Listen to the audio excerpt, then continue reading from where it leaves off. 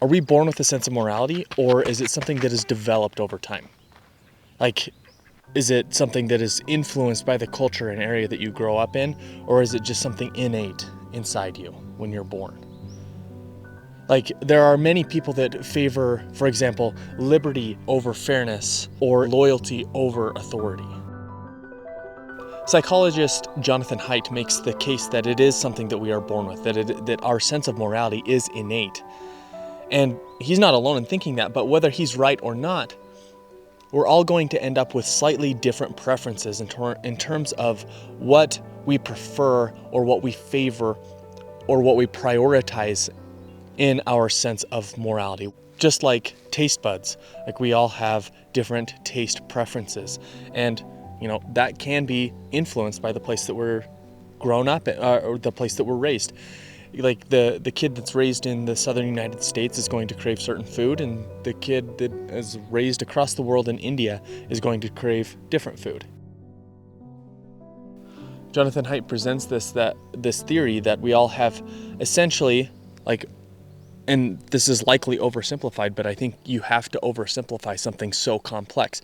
But we all have essentially 6 moral foundations to our morality. And each foundation is going to be emphasized or de-emphasized in each person.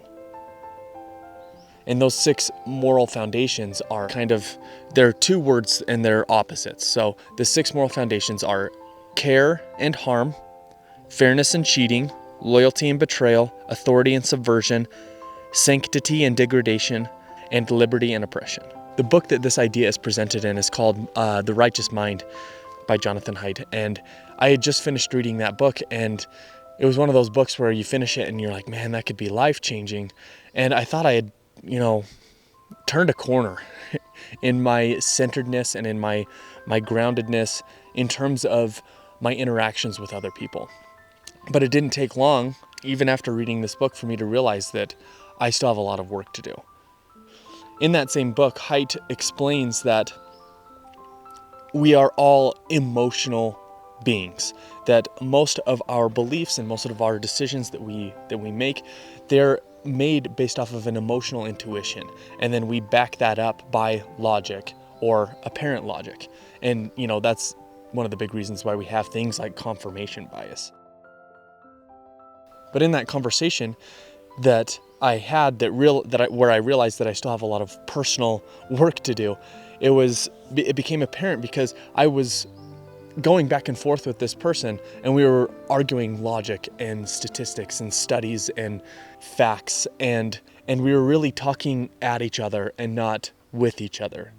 And it's not like it got super heated or anything, but at the end of the discussion and at the end of this disagreement, we had both become more entrenched in our opinions, and the relationship did not feel any better than it was before, that's for sure. And if anything, it felt a little bit more strained. And so that made me realize that if I still can't disagree with someone without it affecting our relationship and walking away with it, with the relationship being worse than it was before, then I still have a lot of work to do. So these 2 ideas that Jonathan Haidt presents in his book, the moral foundations theory and the idea that we lead our lives based on emotional intuitions, those might not be novel or groundbreaking to anyone watching this video. But what I think, at least for me, what was interesting and what I should have done in this conversation is apply the 2 of those ideas together in this conversation and realize that the person that I'm talking to has different moral foundations. They have different preferences of morality that shape their lives. And these moral foundations influence the beliefs that we hold, everything from religion to politics to parenting styles. Like these moral foundations are the foundations of our lives.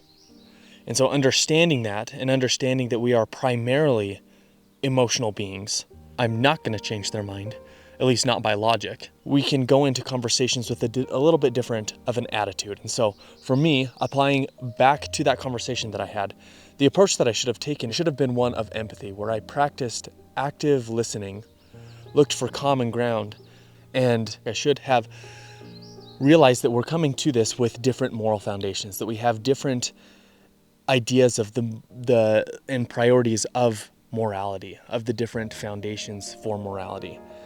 And I should have approached it with a little bit more curiosity and tried to understand why they believe what they believe and how they arrived at those conclusions and what their moral foundations are, understanding their priorities in terms of morality. That would have really given me a better understanding of how to approach the conversation, and then realize that I'm not going to change this person.